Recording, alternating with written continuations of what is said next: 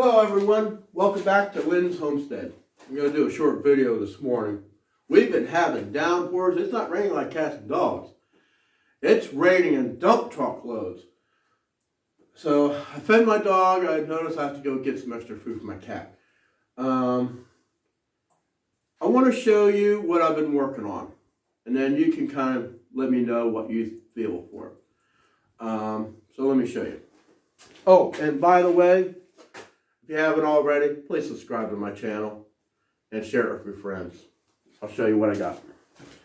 I got puddles everywhere. I know I got that. What we got here is an Earthway spreader. Now, what I had to do, they got like these little curved pieces in here. These were curved the other direction. This is a push type spreader. So I took them off with an oscillating multi-tool. And then I turn them around the other way. Instead of coming around this way, they go the other way. So when a seed comes down, you're pulling it backwards. It slings it out. So what I did, I took some scrap metal, utilized the holes here. So I got it bolted right in here. There's a bolt right here. It goes through on both sides. I somewhat tighten them up. And then this used to be the hitch to my sprayer. I drilled the holes and I bolted it down. So now I got a hitch. Took another scrap piece of metal, made a hole for this and a hole down here. And I cut it and bent the thing over. So now I got this. The last thing I had to do was cut the feet off. So now I took an $85 sprayer and made it into a tow behind. Only thing left is this.